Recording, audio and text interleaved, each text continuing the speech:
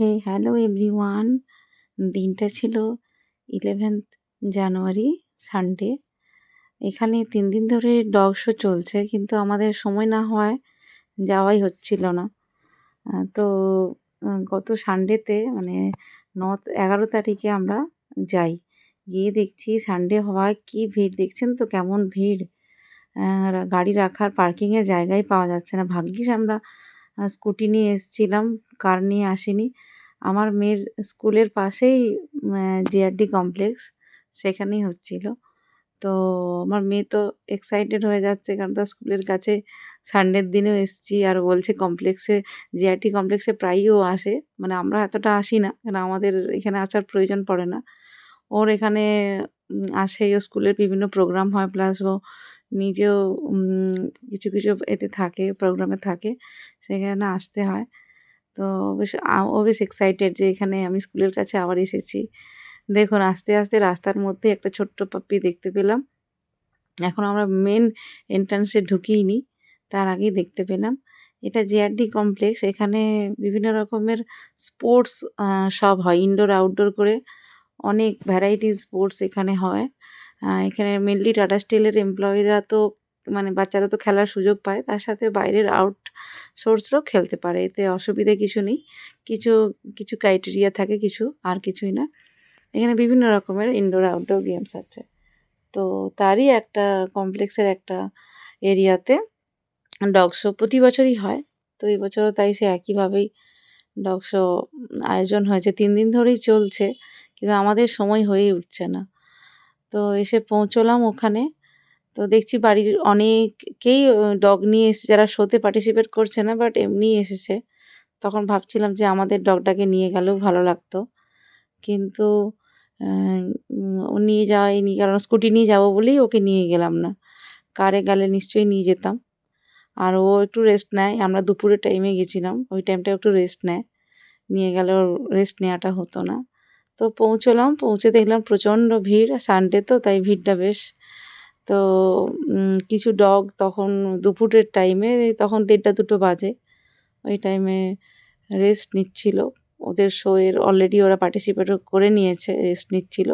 আর কিছু ডগের তখনও হয়নি।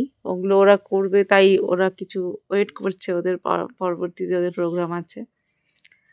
তো আমার মেয়ে তো খুব আনন্দ, তার বিভিন্ন টাইপের ডগ দেখতে পেয়ে। কোনটা খুব ছোট, কোনটা বড়, কোনটা প্রচুর লোম, কোনটা দেখতে বিশাল আকৃতির।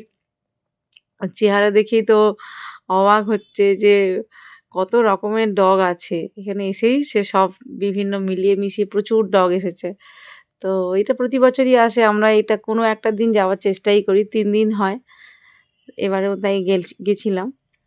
গিয়ে অ্যা ওর তো খুব ভারী মজা।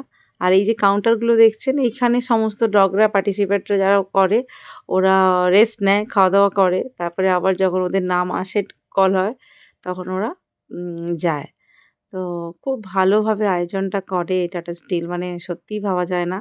এখান থেকে শুধু যে টাটা স্টিলের এমপ্লয়িদের বাড়িতেই ডগ থাকে, ওরাই পার্টিসিপেট করে তা নয়। দেশে বিদেশের বিভিন্ন জায়গা থেকে ডগ আসে।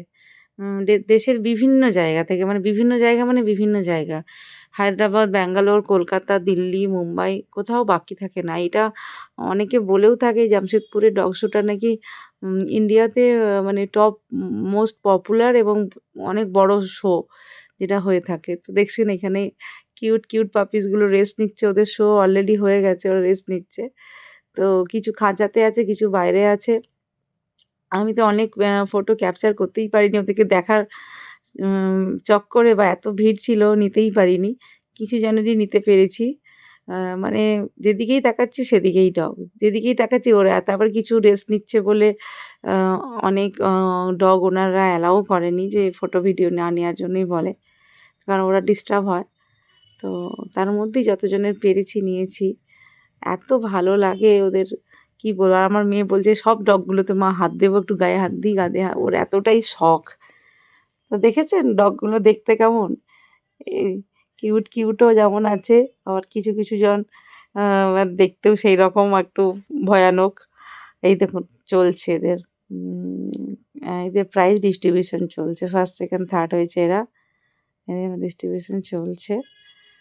খুব ভাল লাগে মানে এখানে যারা যায় এবং যারা পার্টিসিপেট করে বা আমরা যারা দর্শক, আমাদের তো খুব ভালোই লাগে, খুবই ভালো লাগে।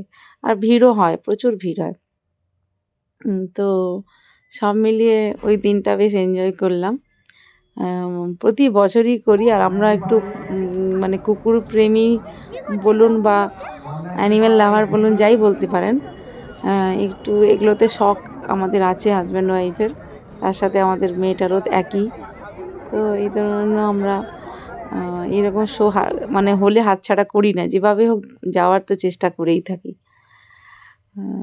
তো এইভাবেই আমরা ওই দিনটা খুব এইসব কিউট কিউট বেবিজদের সাথে এনজয় করলাম, থাকলাম, দেখলাম। হ্যাঁ, তার সাথেও আরেকটা ব্যাপার যেটা এই বছর থেকে দেখলাম ইন্ট্রোডিউস হয়েছে, খুব ভালো লাগলো ব্যাপারটা।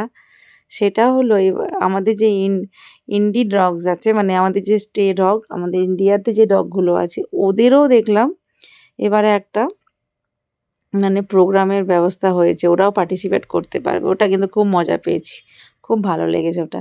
এটা দেখে মানে যারা ইন্ডি ডগের ওনার হয়, ওরা কিন্তু মানে উৎসাহটা পেলো যে ওরাও আগামী দিনে ডগদেরকে প্রিপেয়ার করবে, ওরাও নিয়ে আসতে পারবে। এই দেখুন ইন্ডি ডগ এসেছে, দেখেছেন? তো এরকম অনেকগুলো ইন্ডি ডগকে